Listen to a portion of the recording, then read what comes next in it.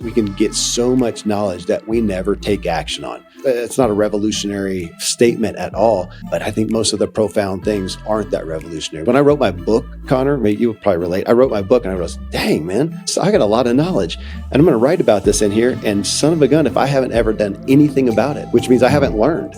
So to go from knowledge to learning, find out what do you need, get some knowledge, and now take action on it. Maybe this year, instead of reading 4 books a month, you read 1 book a month, or maybe you read 1 book for the whole year and study that sucker and actually change your life. Can you get to the end of the year? We always just get to the year and make our goals. I'm going to read 100 books. I'm going to do whatever. How about look from the backwards and go, what did I actually take action? What did I change as a result of? And a lot of times you'll hear, you know what? There was this one podcast and this one person who said this thing. Man, I changed from that.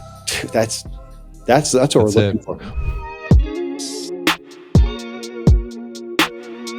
All right, Kevin, welcome to the Man Talk Show. How are you doing today? Man, I'm great. I've been looking forward to this. I'm so honored we get to talk again. It was just 2 weeks ago that you were on my show and we got to connect, and I love having the context, and I've had a couple shows with your wife, Vienna. And so to be back with you, I feel like we're connecting. It's awesome. Heck yeah, I appreciate that. And we had a great conversation. I really enjoyed my time on your show, and I do hope that people go and check that out because it was a solid one. I see you got my book back there still. That's an honor. Thank you. Absolutely. I told you I've been talking about you and the book and the message. So yeah, I'm intrigued. Awesome, man. Well, and you got your book to the other side, so we'll be talking about that in a sec. But before we dive into anything, got to do what we got to do here, which is tell us a story about a defining moment in your life that made you who you are today. My first temptation was, to give some great story, something inspiring. But to be honest, the first thing that came to mind, it's because it has come up multiple times. Matter of fact, it might have come up last week when I talked with your wife, Vienna. We did a show together, and I think I referenced it. And it was, I need to go back so I referenced it enough. I need to look at the timeline. Was it 3 years ago? Was it 5 years ago? It's probably always longer than I thought. So let's say 5 years ago.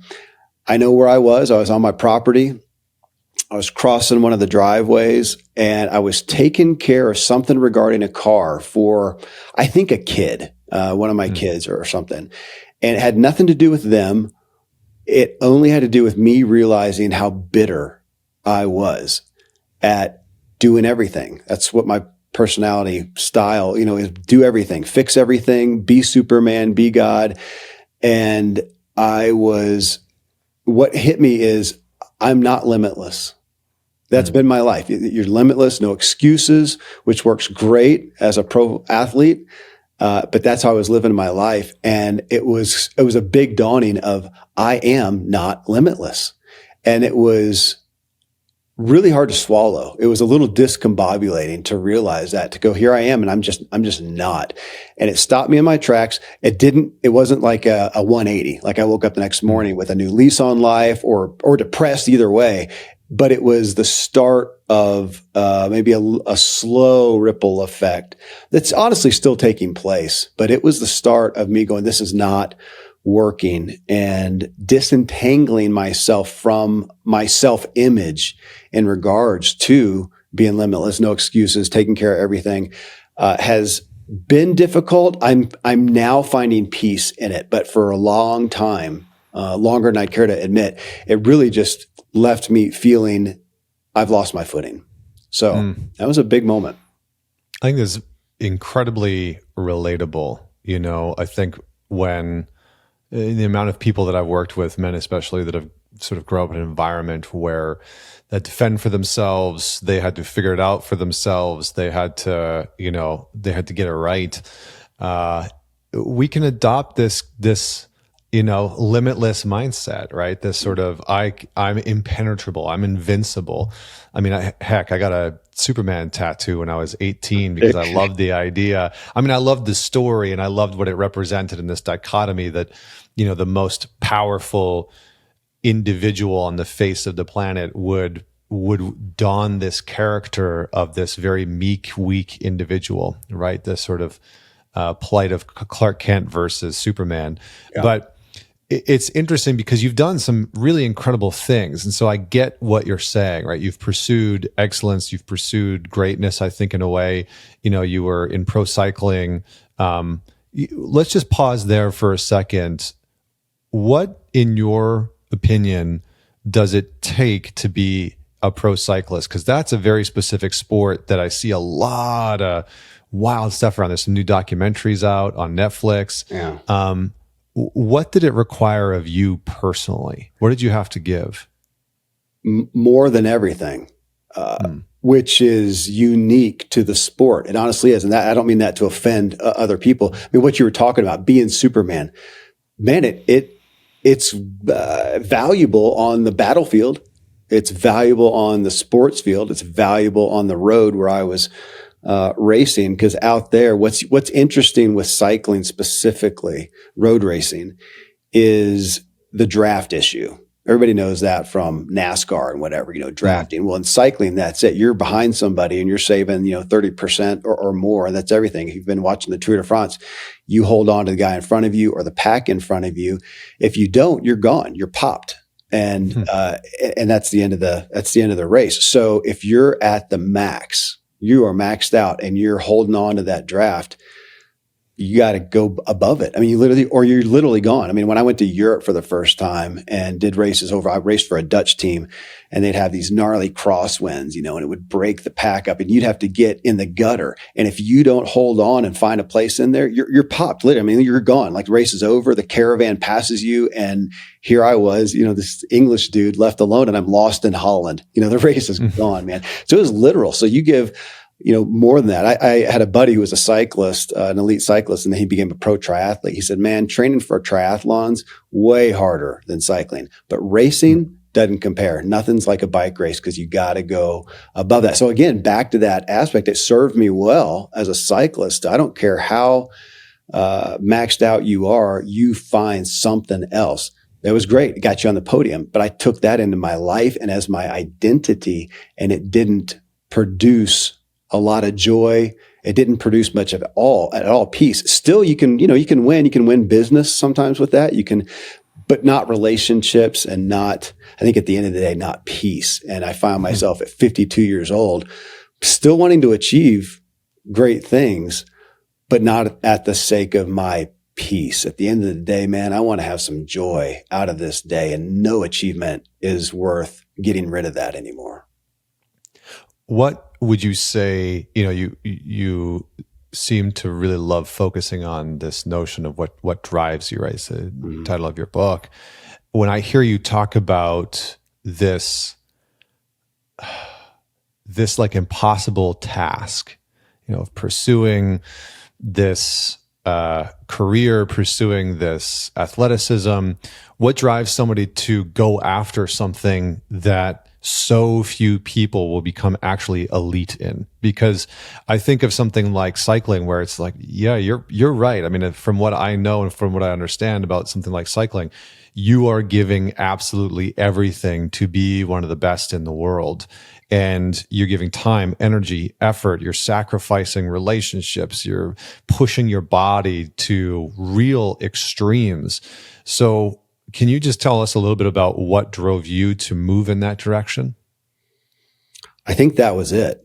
It was to be the best of the best of the best, to do the hardest thing. If I had gone the military route, I would have wanted to been, whatever the elite special forces in. But again, it sounds great and sounds grandiose. And I mean, there's a lot of cool stuff about it. However, looking back, it was so much just about me trying to feed my identity, and that wasn't strength. That I wish I could go back. I was an incredibly mediocre pro cyclist, so kudos for being a pro, but I was really mediocre because it was more of an ego thing. And sometimes we'd put more effort into a training ride with the other pros, trying to, have an ego trip. And then we would in the race and show up at the race trashed from a training ride. It was so ego driven. It really burnt me out on the sport. And it is a weird sport. In some ways, it's glorious, and it's also a stupid sport. I mean, right now the Tour de France is ending 21 days. Imagine a running marathon and them doing it 21 days in a row. Or heck, the Super Bowl. We're going to have the Super Bowl. Same two teams, and they're going to play best out of 21. I mean, it's just stupid. And to put guys on there, no wonder they're doing drugs. If you don't, I mean, you can't recover from that stuff well. But I think that was it. It was such a mountaintop. It was such a, and you were never enough. You're only as good as your last result. And we knew that. We joked about it, but man, that was harsh. I think that's the interesting part, because like that's what I'm wanting to dig into a little bit deeper. Is this sort of like drive for excellence, this pushing yourself beyond? I want to just drop in. I interviewed this gentleman. I can't remember for the life of me what his name was. This was years ago, and he runs a 3,100 mile ultra marathon here in New York. And so people fly from over the world. And I was just so fascinated by the conversation, because I was like, this is ridiculous. I would never do this. But it was actually started by a Swami that had moved to America from India and had started doing this, like, this sort of trek. And the funny thing is that the quote unquote track is around a city block in Brooklyn, I think. And so literally people will come, and over the course of 7 weeks, 8 weeks, every single day they'll show up and they'll run as much as they can. And whoever completes the 3,100 miles first wins. And I'm like, well, that's just a special type of torture, like that seems like self-mutilation. Right. But there are people all over the world that want to go and do that. And when I hear you talk about cycling, I'm like, yeah, I get it. Excellence, pushing your body beyond. But where does that come from?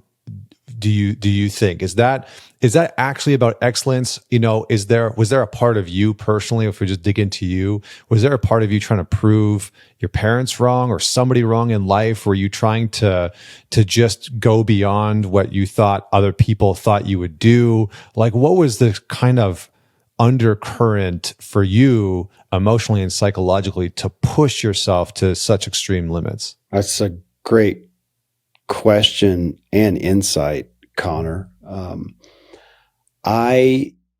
It's hard for me, and I can't paint with too broad of a brush.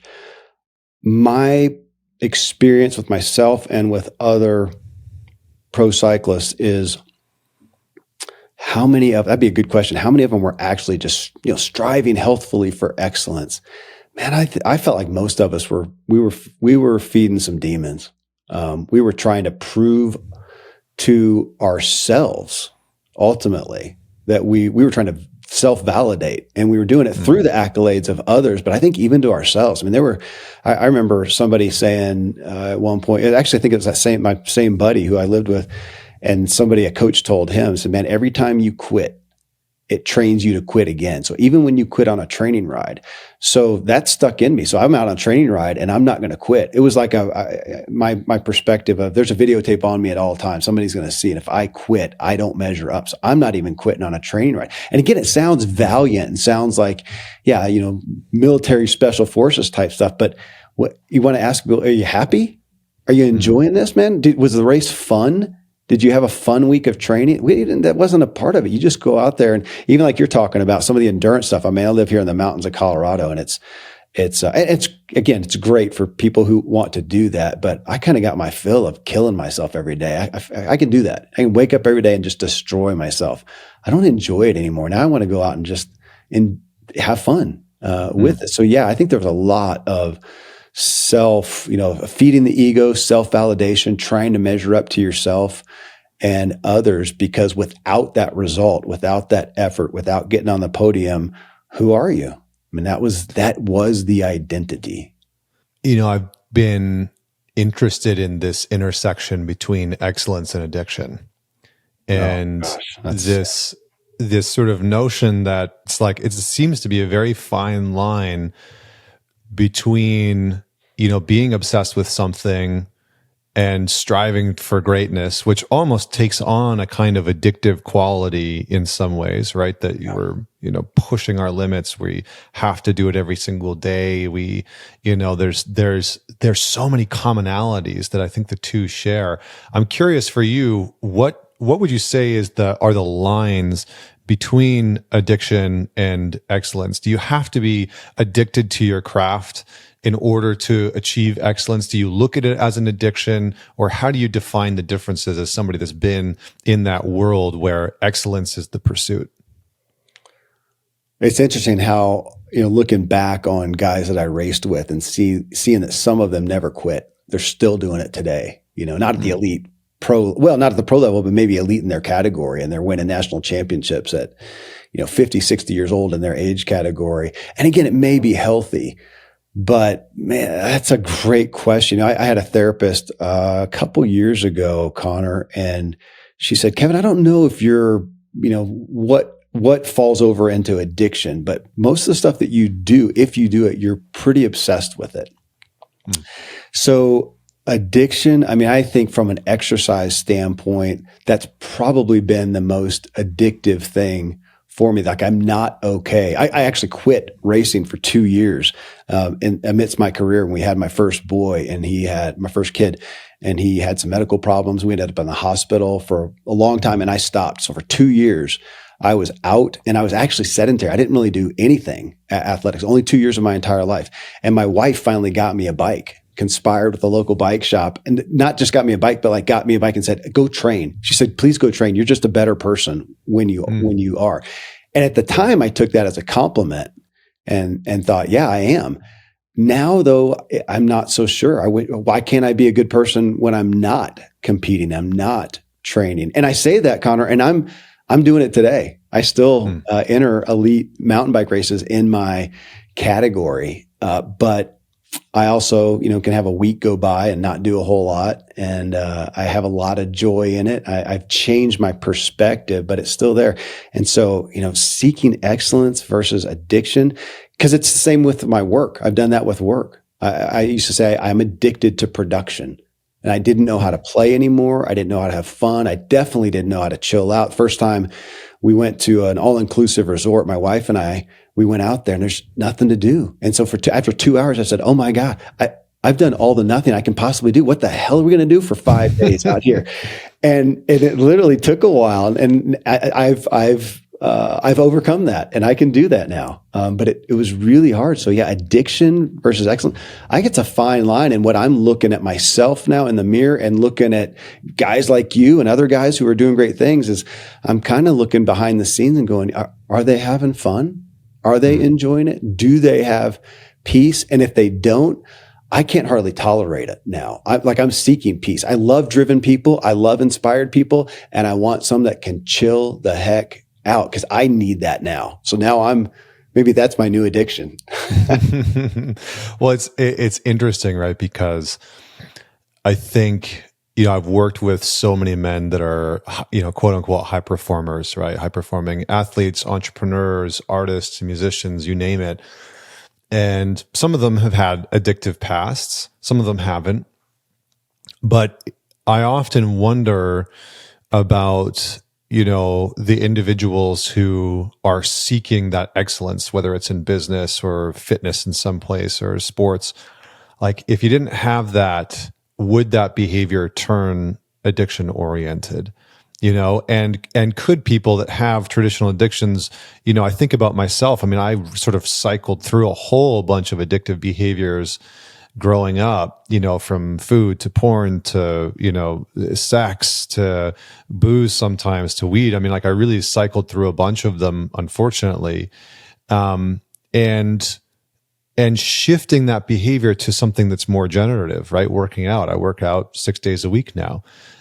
It's not addictive, it's like I can go, but I can definitely see that part that's like, how far can I take this? Right. I've started doing MMA and Muay Thai and kickboxing. I can see the part of myself that like wants to play that out to like, well, how good could I get at that? And like, could I compete? And it's like, well, I'm almost 40, but like, does that matter? Can I go down that path? And so, I'm curious about this question. Maybe we'll come back to it, but I like this notion of figuring out what you're in it for, because I think that all of us have sometimes dark motivations, right? That like shame that's driving us.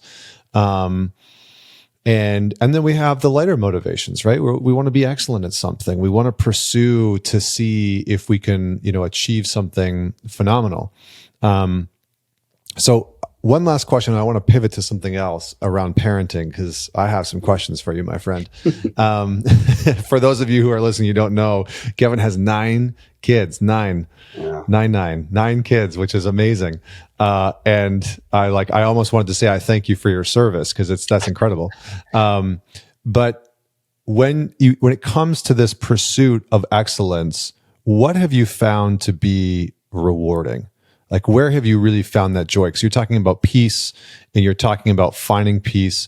What about that pursuit of excellence was really rewarding for you while you were in it, while you were in cycling? Because I think you still have excellence in what you do today, for sure, knowing you.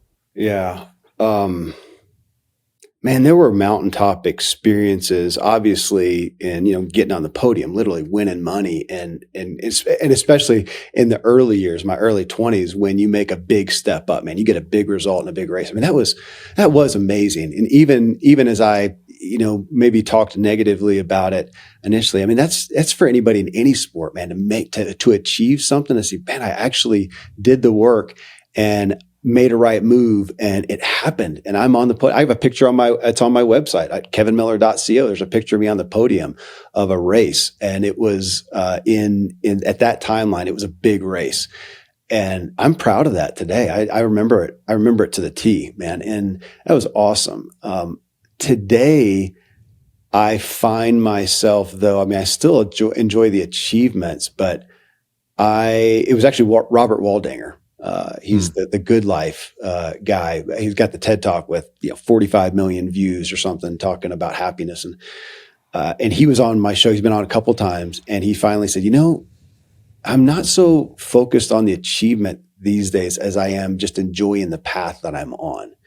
Mm-hmm. And that today, I mean, I can have honest to God, yesterday I was in outside of Buena Vista, Colorado, Mount Princeton Hot Springs. We were staying at a cabin there, and I went out on a ride. And I thought I'd go out for a little ride and then jump off and go for a run. But I'm riding, it starts going up this mountain, and I was just in the zone.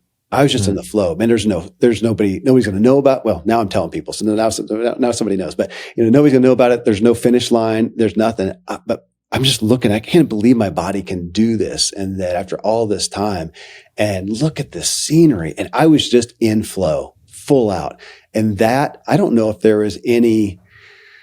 That's a mountaintop. That's a big experience right now. So it's shifted to some degree. Still like achievements, but I want to have the achievement of enjoying this day and having some time and flow and doing work that just is thrilling, to creating. So I love to create something, and find that thing that you do well and do it, even if in and of itself maybe there's not some huge result. It was just a joyful doing. Would you say? Have you done any meditation? Do you meditate on a regular basis? That's one of the weaker links for me in the personal development, the self-help. But no, I do different variations of that. Yeah, we just had Jake Eagle on the show. His book is The Power of Awe, about microdosing mindfulness, and that's really shifted. So even just moments and whatnot, and having different types. So yes, but it's not a strongest suit for me. Well, no, because I was listening to you talk about this journey up the mountain, and it sounds very meditative. This flow, and it's almost. I wonder if do you think that there's much difference between being in a pure flow state like that and being in a sort of traditional meditative state for you? I'm not going to say one, maybe they're different, I think is what the meditation experts would say. But yes, when I am in that place of flow, I am the most out of the fight or flight aspect and at peace.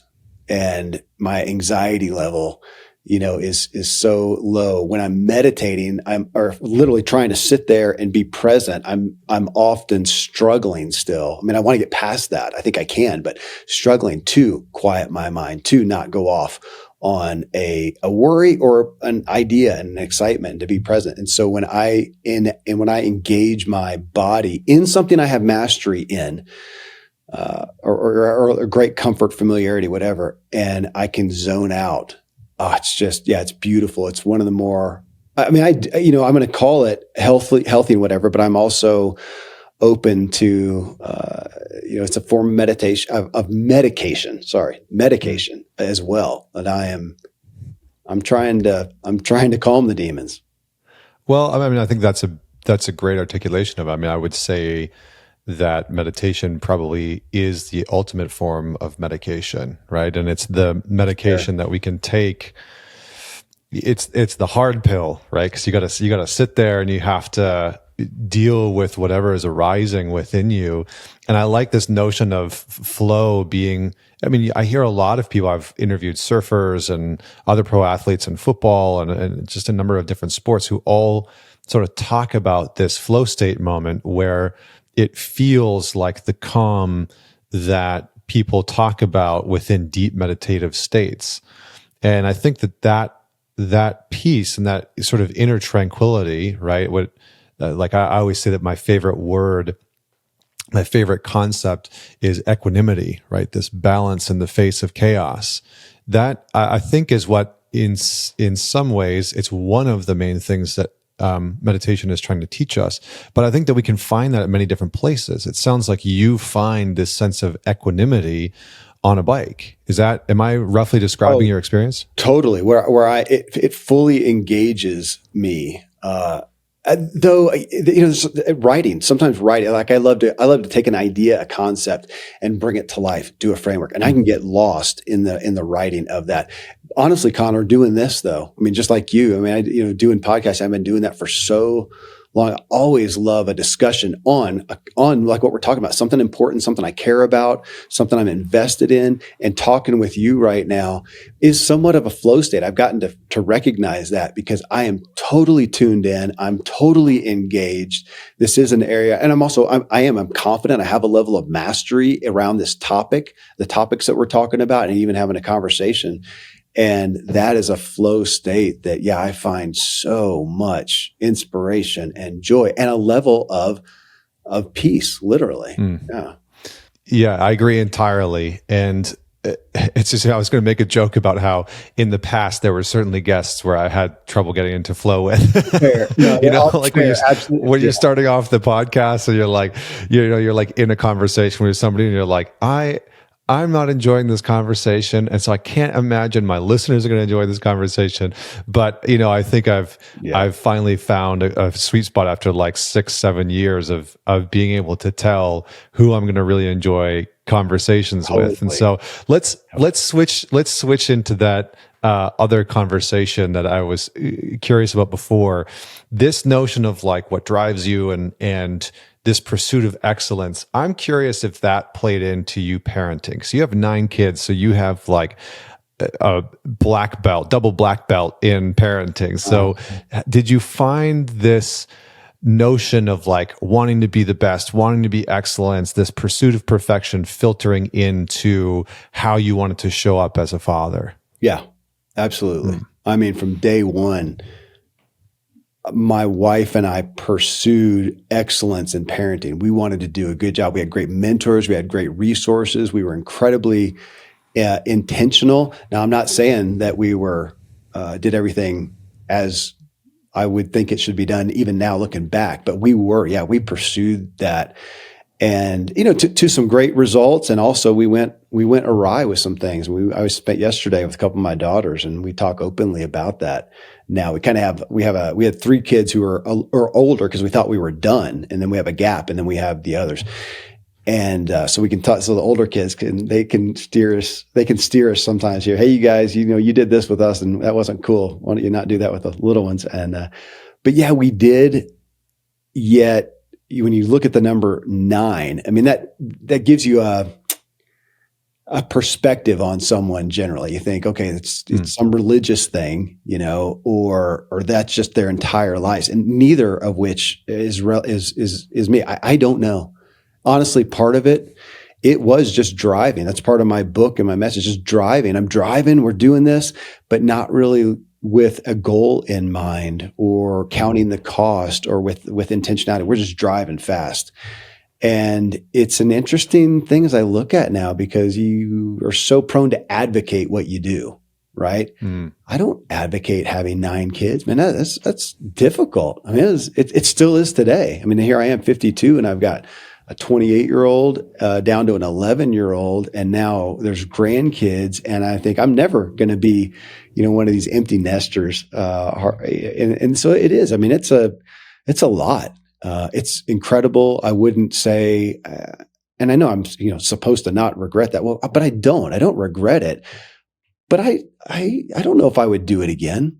I didn't count the cost. And some of that was kind of like my cycling, man. We're just going fast. I cite that in the book, Yogi Berra, the baseball legend, getting lost on his way to the Baseball Hall of Fame and passing the same landmark a couple times. And the story goes, his wife says, Yogi, we're lost. And he says, yeah, man, but we're making great time. It's so funny. And it just hit me across the head. That is so much my nature. And I think that even that with the kids, where are you going with the big family? I don't know, man, but we're making lots of kids and and it's amazing. And yet it's still kind of questionable. And I look at that now with guys, especially with these big achievements. And you kind of look sideways and go, really? So you've started, 300 businesses and you've made $300 billion, and what are you feeding there, buddy? I question it. Maybe I don't want to judge it, but I don't take it at face value no more than I take my own life and choices at face value at this point. It's interesting because I think when I hear maybe just behind what you're saying, through like my own lens and interpretation, is like you enjoyed this sort of pursuit, in cycling, in your relationship, and building a family of like, let's see where we can go. And, I think in this time where we're at, there's a lot of questions. I just did a mini episode around, should you even bother having kids? Because I get a lot of guys reaching out, a lot of young men especially reaching out and saying like, you had a kid, why? Like, why would you want to bring a child into this world? And I hear that a lot, and it really bothers me to some degree because there's a lot of fear in today's world in terms of why would you bother having kids and the state of the world? And it's like, well, the state of the world has always been pretty wild, like whether you were alive 10 years ago, 100 years ago, or 1,000 years ago, it's been pretty freaking wild. It's like, it's never been a quote unquote optimal time to bring a child into the world. There's always been risks. Yeah. But so tell me a little bit about how you balance intentionality versus pursuit. Because I think there's a big drive in the therapeutic modalities and the personal development world to like really slow down and really be intentional. And I hear you saying like, man, I just wanted to go fast and I wanted to enjoy my time while doing it. So how has that balance showed up for you? That's another, just a good question. I mentioned before being addicted to production. You could just as well say addicted to pursuit. And I still am. I still love the pursuit, even taking off into the woods on a run or a ride or whatever, just going fast. I mean, I literally like to go fast. I have great joy in running fast, riding fast, and driving fast. Unfortunately, I enjoy that as well.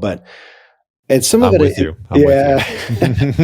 Some of it is, and I just let myself enjoy that. But now I am intentional. Like, where am I going? Again, it's part of the book. What drives you is that, I talk about a couple myths in there. And one is that drive in and of itself is the Holy Grail. And I'm going, man, it's not. We all know that.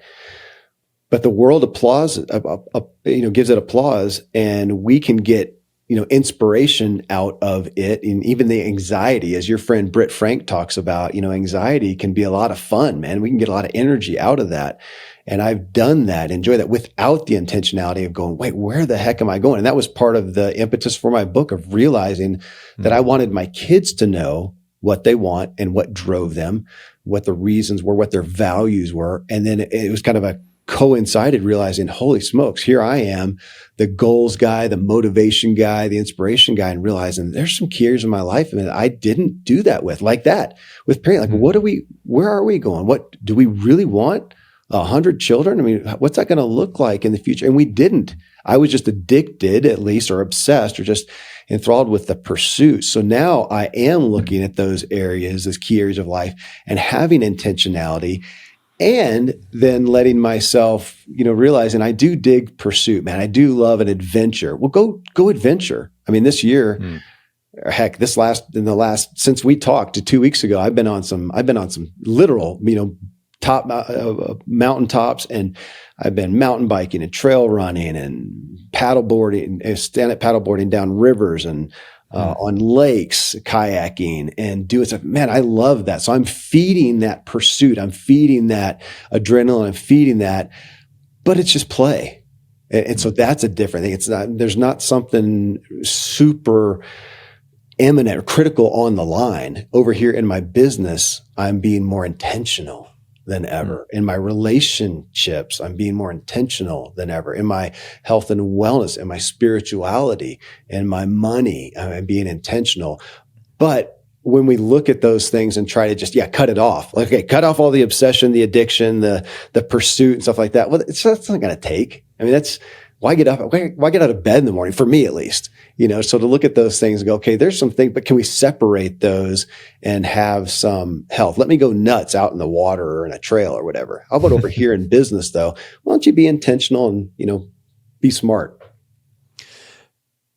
I love the way you framed it. The addiction to pursuit. Where do you feel, or where do you think that for most people that comes from, and where did it stem from for you? I'm concerned that, especially with men, that we are trying to validate ourselves. We're trying to find our self-worth. And I think a lot of it was that. What would I have done? I think I probably would have still, started some businesses or a business. I think I still would have done sports, but I would have been so much more self-aware and aware of what was I really feeding inside. I think I would have succeeded a lot more. You mentioned the kind of the dark drives that we can have. I refer to them, as hidden drives, same thing, but those hidden drives, that's what I found that sabotaged me over and over and over. And if I had known, man, am I going after this thing? I wish I had you talking to me about excellence. Dude, are you going after that for excellence, or are you doing that just to feed something inside? And to look at me, I think it was pretty obvious, dude, he's just going, it doesn't make sense. It doesn't add up. I mean, I wasn't real coachable. I was making bad decisions. I was super chaotic, win one week and the next week I can't hardly get off the starting line. And it didn't make sense. It didn't line up. And I can see that now, but I was so lost in it. And so again, I question myself and other men when you look at the pursuit and the serial entrepreneur thing. And again, I'm painting with a broad brush, so with grace. But a lot of times I look at that now and go, the serial entrepreneur, he started X amount of business. I'm going, I think he's just pursuing stuff. He hasn't figured out what he wants. He hasn't figured out what his values are.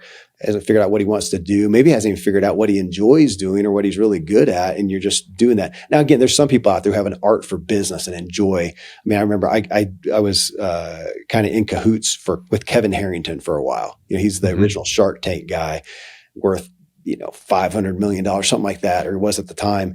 And I think he's doing pretty well. He just enjoys it. It's just fun, man. Let's just put a deal together. He's got the resources and he just has fun. And I think he's just doing it. It's just fun. It's like me going out on a trail. But for most guys I see, they're not having fun. And that really is what burdens me a lot, Connor, to look at most guys and you talk about the day to day and what we're doing and go, well, what's the point? It's just it. We get out of school and you go start a family and a business and work, and it's just that you're just a mule.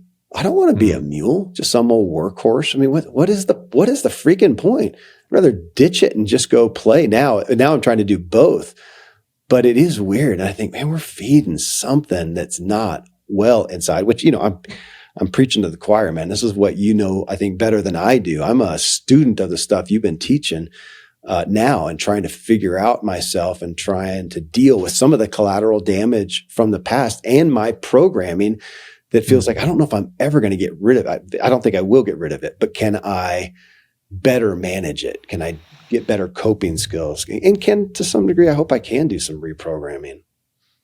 Yeah, it's like, can I direct this part of me? Yeah. You know, can I point in a direction that's generative or helpful or useful? I mean, I've worked tirelessly to do that, you know, in my own life of like, okay, there's this part of me that's ruthless and relentless and, you know, wants to convince me to go race motorcycles and wants, you know, to convince me to go and do combat sports and stuff like that. All like worthy and noble things. But not necessarily things that I want to pursue at my core. And so I appreciate what you're saying because there's kind of like this thoughtfulness behind when we're pursuing something, you know, the addiction to pursuit, as you're saying, really having a questioning behind it of like, why am I pursuing what I'm pursuing? And am I enjoying what I pursue? Because I do think that for a lot of men in our culture, the notion is that the more you do and the better you do, the better you are as a man, or the more, you know, the more value you have as a man. And that's why I take issue with some of the stuff that's out, the content that's out online with men being told, you got to be a high value man, a high value man.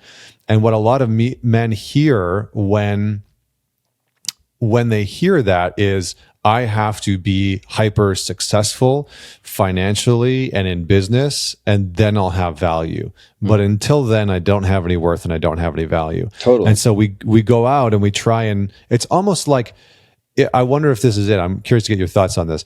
Do you think that for us as men, there is a drive to prove our masculinity or reassert a sense of maleness in our accomplishments?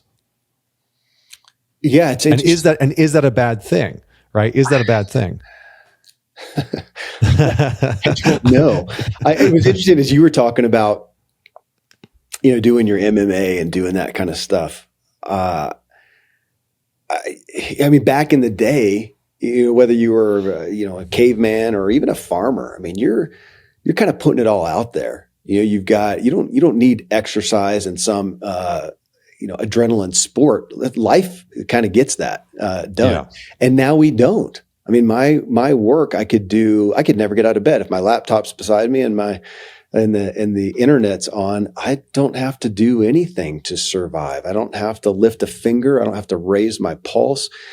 And yet, yeah, I do think that that's inside of us. I mean, you don't watch Rocky and not feel like, oh my gosh, I got to go box or get in a fight. You're dating yourself, Kevin. Come on now.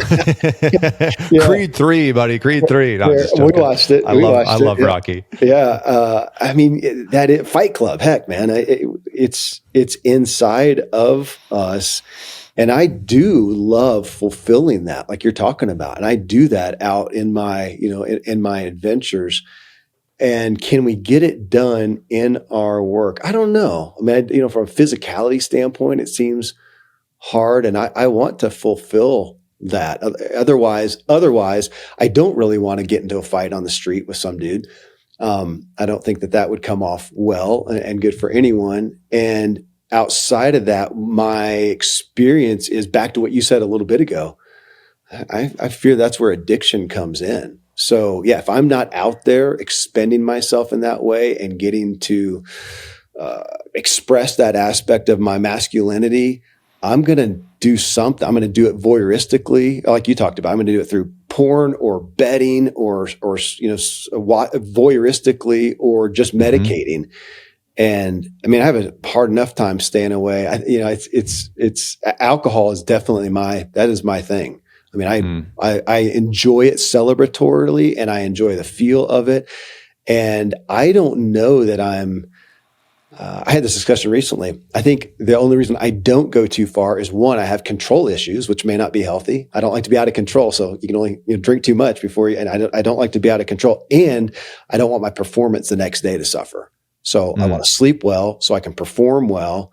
My work, like yours, is very creative, and man, if I'm incapacitated in any way or marginal or compromised in any way, I can't think, man. I can't be creative, and so that keeps me in check. but now you're back to my work. So yeah, there's work things that I want to do. Without those, I think I'm toast. And I see that with a lot of guys. They're just going to numb out or addict out. And I want to find work-wise, what do they enjoy doing? What does bring them alive? Doesn't mean it's all fun and play, but what really is fitting for them, one.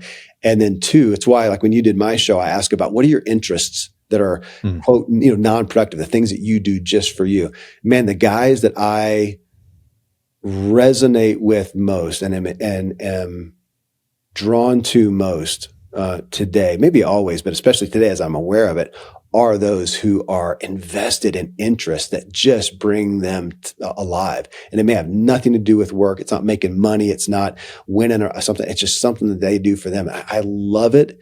I could talk on and on about that because I'm part of a group that's happened now of guys that are very similar. And man, we just revel in it. It's just such a joy. It makes me a better human and all across the board. And it's doing stuff that a lot of people go, it's just a luxury. No, man, it's vital. It is absolutely vital. I agree. I think every man needs like responsibility, free time, expectation, free time, and to have endeavors where he's still pursuing some kind of excellence, but in an outcomeless way. Like I love doing photography, right? I think that's one of the things that I said on my show. Like I love it. I really do. I'm not doing it to try and win any awards. I'm not trying to get into any magazine. I'm not trying to make money off of it, but I'm still pursuing excellence. I still want to be an extraordinary photographer. I still want people to look at my photographs and say like, holy crap, man, like that. You caught it. I want to like, can I buy that from you? Like, holy shit, like you just caught an incredible moment. And so I think that to me, I think is what a lot is what a lot of men are looking for, is something where they're pursuing the joy, the artistry, the mastery from it. But it doesn't need to be so that they have $1 billion in their bank account. It's for their like filling up their cup in some way, shape, or form. Bonus points if you can find that in your career, right? Like I think I am fortunate in a lot of ways where I absolutely fucking love what I do. I love it. Like I get to have these conversations, working with men, leading weekends, getting to write, like everything that I do in my business, I love doing. There's some parts of it that I can't stand, right? Like talking to accountants and the operational shit. I'm like, I hate that stuff, but I do it, right? And so it's interesting because I think the other point that we've been talking about, which has been interesting that I'll just bring into the fold here, is the physicality part of it. I've been talking about pursuing something physically. You've been talking about pursuing something physically. You just talked about how that's not even necessary. And yet it's something that from an evolutionary standpoint, has always been within our lives, right? Men, culture, people wouldn't have survived if men weren't using their physicality to go out and hunt, to go out and build, to go out and create. And so I do think that there's something baked into us from an evolutionary standpoint that needs satiation in this physical pursuit side of things. It's like I heard Jocko Willings, this is the last thing I'll say, and then I'll pass it back off to you. I heard Jocko Willings talk about how the men that are least likely to fight are the men who are the most trained in fighting. Yeah. And I love that notion. I was like, like the more that I think about myself in my 20s, I got into bar fights all the time. I didn't know how to fight.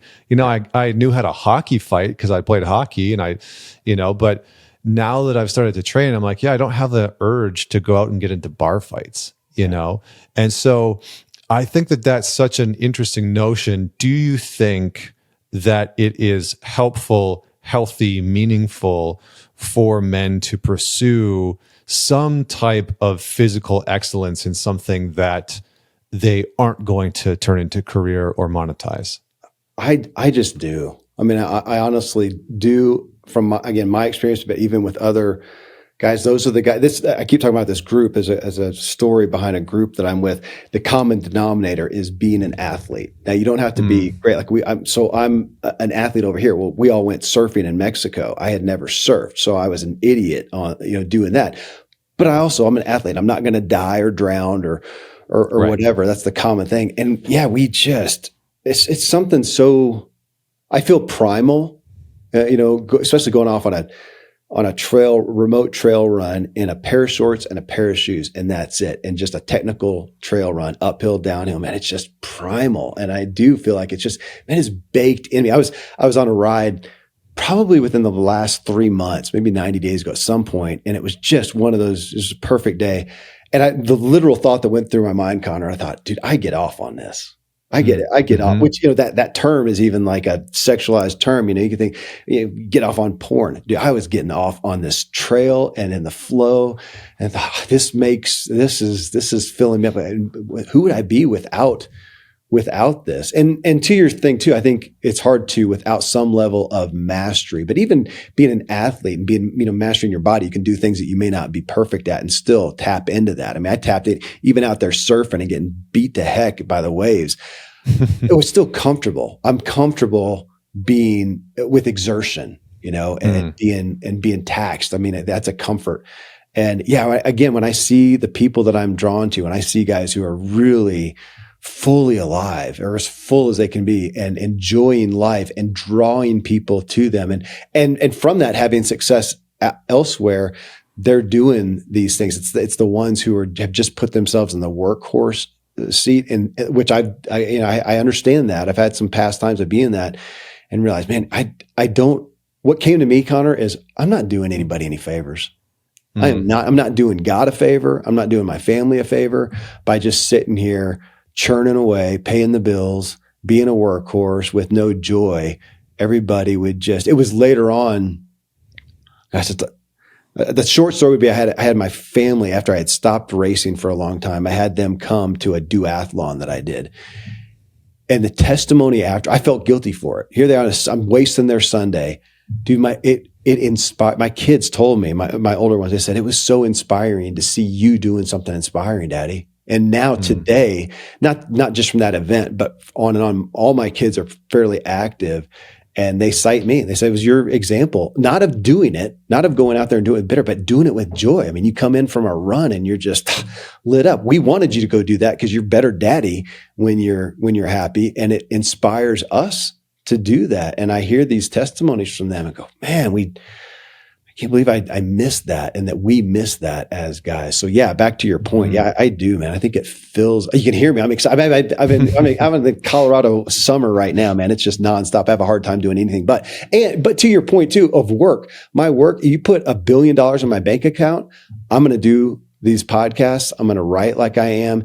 And yet I also find times when, and as great as this is, I just want to go do something else. Like you said, what did you say, Connor? Something like, without a payoff, without a, productive, without a result or something. I'm just doing it for fun. Man, it makes everything come alive, I think. The personal development space, the self-help industry, industrial complex of the self-help industry. You've been in it for a while. I've been in it for a while, but I think you've been in it for longer. You've built this incredible show, tens and tens of millions of downloads. You've interviewed some of the most interesting people. What have you seen? How have you seen the personal development and self-help industry shift? And then I think we'll talk about after, where do you see it going? That's an interesting question. And the first thought that comes to mind, I grew up, again, I'm 52, and I grew up in the self-help industry, going to see all the big speakers and 50,000 people and, Oliver North and Brian Tracy and Zig Ziglar and all this stuff. And back then, it feels like there was a much stronger perspective of you're teaching from having arrived. Like you got it. I'm going to teach you. And at some point, I think it's, a decade ago or so, I just saw the shift, and people stopped believing the person on stage who acted like they got it all figured out. And it shifted to people who were somewhat on the journey of figuring this stuff out, and then sharing it, almost being like a curator of that, and saying, gosh, I was in this bad place. I did this and I, achieved this great result, but man, I'm still on it, but let me share what happened. And even today, I present myself as a guide. not as a guru. I just had, who was that on the show? Was it Britt Frank or Terry Cole or somebody who, no, it's somebody I haven't even had on the show yet. I just did a pre-call with her, and she talks about herself as the anti-guru.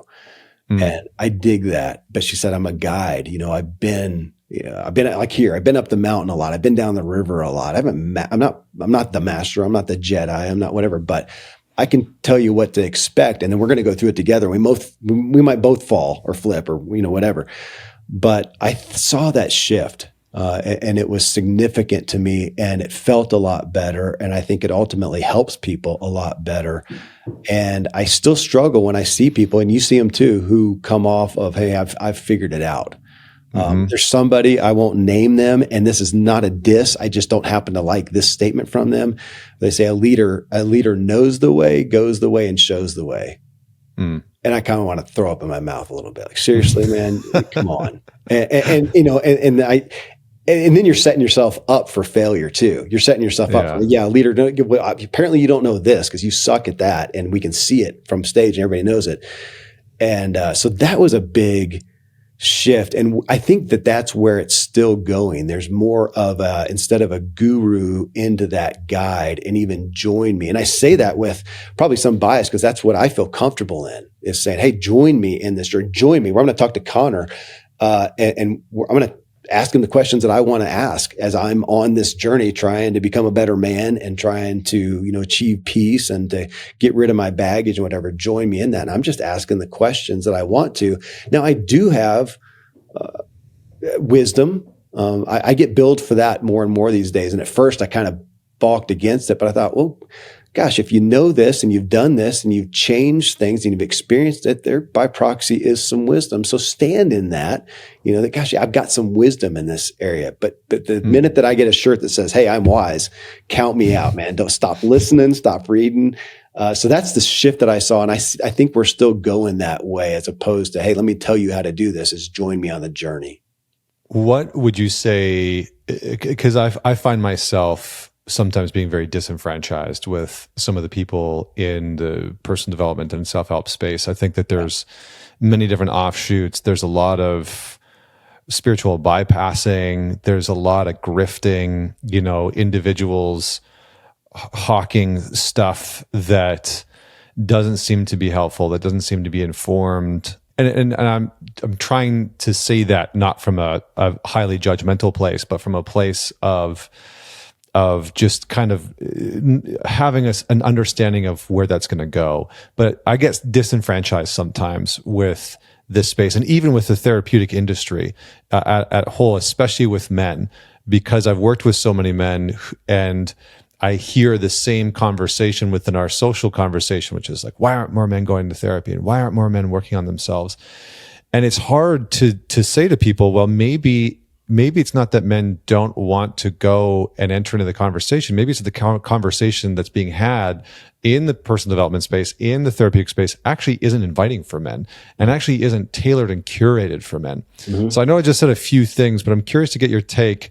Where and with what do you sometimes get disenfranchised or hesitant about within the personal development, self-help, therapeutic space? I bristle at some of the hardcore, willpower, discipline. You got to want it more. I talk about that in my book, that, man, if you've got to wake up every morning and have somebody scream at you to want it more, if you got to be on the ball field screaming at a guy to want it more, well, obviously they must not. Once you get to the reason of why, do they know what they're doing? Do they know why? Do they even want to be here?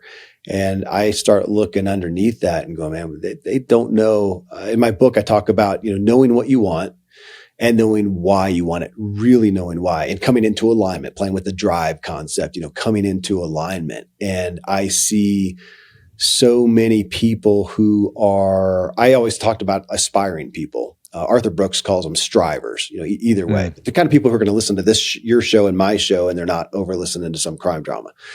And that they are... But they might be listening to crime drama on Saturday night or something. Hey, everybody wants some entertainment. That's to catch a killer. Totally catch a killer. Speak about trying to tap into some primal stuff. I have less desire to do that kind of stuff because I'm getting my adrenaline elsewhere. But with those people, you're doing the work and you're getting results and things are good in this area and maybe in this area. And then you feel like you're putting the same math together elsewhere and it's just not working. And that is so frustrating, so disappointing, I think can lead people to burnout or just giving up, and I'm just going to put in my time till retirement. And that's something I want to look at. What do you want and why? Coming into alignment. And that's part of my story. I think it's part of all our story. I mean, it's part of your story. You were not, didn't mean that you didn't have some things that you were going after that might've been authentic, that you were capable of succeeding in certain areas. But overall, man, it takes a toll. And some of the, back to what disenfranchise. So when you're yelling, you gotta want it more. And I don't want to name names. And I think everybody's got good pieces to their stuff out there, but some of it I think does a disservice, just like you're talking about from a therapeutic standpoint, from a therapy standpoint, or coaching or consulting or inspiration or whatever. We can do a disservice to people and actually they start feeling guiltier. I know you see it a lot amongst men where you're almost be better not to hear that. It's just going to make you feel worse. More guilt, more shame, as opposed to in hearing that without hearing it with humility. It's a lot of what I do in my show, and I know that you do as well, of trying to take a message, say, okay, this, let's not throw the baby out with the bathwater. It's a good message, but man, I know that this is where it's cutting off. I know that this is where you discount it or it doesn't resonate with you. How can we take this and make it palatable for you? And not leaving you just feeling more guilty and having less self-worth than if you hadn't heard it to begin with. And I feel like a lot of guys are just on the hamster wheel of trying to find something. And meanwhile, man, they just feel shame. Ultimately. Mm-hmm. When you look at the future of where things are going, two parts. Where do you think the self-help industry or personal development industry will be in the next 3 to 5 years? What can people do to sort of safeguard themselves? Or if they're entering into the self-help industry, what would you recommend, right? Because there's a lot of coaches, there's a lot of therapists that are trying to grow their practice. What should people be aware of in the future? And lastly, how do you think AI, if at all, is going to impact therapy, self-help, personal development, if at all? Goodness, man. No, that's great. Multi-layered questions. It's great. Okay. First on just the sea of stuff out there, because I struggle with it sometimes, Connor. That there's so much stuff out there, and I'm just putting out more content, and I'm trying to get people's attention. No different than social media is. I mean, I'm trying to get people's attention. Otherwise, nobody listens, and we don't get paid. And I can't keep doing this, and I want to, and I think it's helpful. But as you're looking out there at the sea of stuff, if you're listening to one podcast, you're going to hear another podcast. Recommend, like right now. So somebody's listening to this and they hear me. Okay, here's this dude. Yeah, he's got this, or let's say my book. He's got a book. What drives you? Well, is that an issue for you?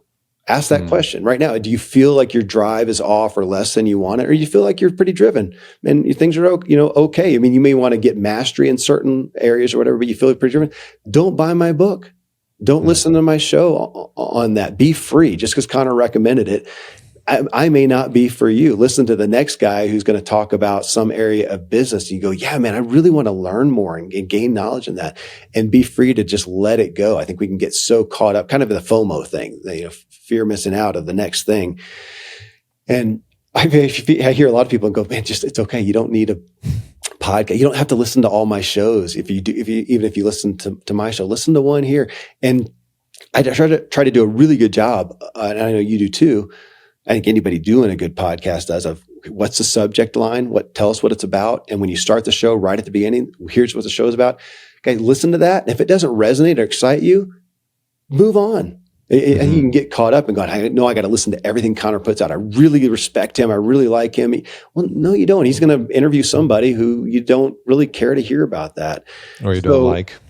Yeah. I've had a couple of those in the last few months, interviewing people that people don't like. Yeah, totally. Yeah. And so let it slide. So be be discerning, I think, is one thing. There's so much out there. Be discerning about what you really need. That'd be a great thing to every Monday to go, man, what is really important to me? I'm going to pursue messages and books, podcasts, whatever on that, and not listen to the rest. Even though I got 5 friends that say, oh, you got to listen to so-and-so. Well, you don't. So that's one aspect. And to your other question of where do I see it going, I think it will, and I hope it will go more from just kind of back to this. Yeah, the influx of knowledge that we take that in and we by proxy. Now I'm not going to diss it. Good knowledge, positive information. I think it inspires us. That's worthwhile. I think it plants little seeds. That's worthwhile. I also realize with myself and with listeners and readers and people out there that we can get so much knowledge that we never take action on. That's not it's not a revolutionary statement at all. But I think most of the profound things aren't that revolutionary. We have so much knowledge. When I wrote my book, Connor, maybe you would probably relate. I wrote my book and I was, dang, man, I'm pulling up some great stuff. I got a lot of knowledge. And I'm going to write about this in here. And son of a gun, if I haven't ever done anything about it, which means I haven't learned. So to go from knowledge to learning, that's a message that I'm preaching to myself and to my audience, and I hear it more. Again, find out what do you need, get some knowledge, and now take action on it. Maybe this year, instead of reading 4 books a month, you read 1 book a month, or maybe you read 1 book for the whole year and study that sucker and actually change your life. Can you get to the end of the year? We always get to the year and make our goals. I'm going to read 100 books. I'm going to do whatever. How about look from the backwards and go, what did I actually take action? What did I change as a result of? And a lot of times you'll hear, you know what? There was this one podcast and this one person who said this thing. Man, I changed from that. That's what we're looking for. What can you do to go forward with that? And then with AI, I don't feel super knowledgeable. It's not you can't not be aware of it these days. My concern though is I'm right now not a huge proponent. Now I say that and they use it, my team uses it in my business. There's video AI and there's, they're doing it for show notes and pulling clips out of it. It's pretty brilliant, Mm-hmm. So even as I'm using it and I'll benefit some from it as a culture, my greatest concern is it's not going to help a damn thing. It's just going to speed us up and we're just going to do more in the same amount of time and be more stressed and more anxious. And at the end of the day, has it really helped us achieve something more? Has it helped our peace? My fear is that just like anything that we do that helps speed us up and helps us do more, is it just causes more anxiety. Bottom line, it's kind of that thing of, if you thought, man, we only get 24 hours a day. What would you do if you had an extra hour per day? Nothing. You just wasted doing the same stuff you're doing now. It's not that we don't have a time issue and all these conveniences. I mean, you've heard this, but it's so profound to me that if we had the conveniences, if we went back to our grandparents and gave them all the conveniences, they'd be like, dude, I got to work an hour a day and everything's done. Well, that's not what we're doing. We're working more than ever. And so you put AI in, you put whatever, and it's just going to speed everything up. And at the end of the day, we're more anxious, we're more worn out, we're more overwhelmed. And I feel like we'd be better on an island with no tech and we'd be happier. So that's my concern with it. Well, I appreciate your time and your perspective and your expertise. And there's many, many, many more questions that I have to ask you. And I'm surprised that this went by so quickly. But Kevin, thank you so much for joining me. And we'll have a whole series of links to your book, to your website, to your show. But where would you like people to go to learn more about you and follow along on your journey? Man, the number one place is my show. We do 4 episodes a week on self-helpful, and we do a series just like we did with you. I don't think it's even published yet, but it's going to be part 1, part 2, part 3, part 4. And we do a couple parts with you on different aspects. And then we have a co-host come in and talk about it. And then I do a wrap up, and it's the best way to really, engage and go deep with me and with these messages. Obviously my book, What Drives You can get that anywhere. But the show, Self-Helpful, whatever podcast you're listening to tune in there, and you'll see if I'm the right flavor for you, and if I have a guest or two that you like, and I'll definitely have some that you don't. But that's where a lot of my life happens. It's such a gift to talk with guys like you. Awesome, man. Thank you so much for joining. And for everybody that's out there, don't forget to man it forward. Share this conversation with somebody that you know will enjoy it. Don't forget to subscribe wherever you are listening, whether it's YouTube or Spotify or Apple, wherever you are, please subscribe. And until next week, this is Connor Beaton signing off.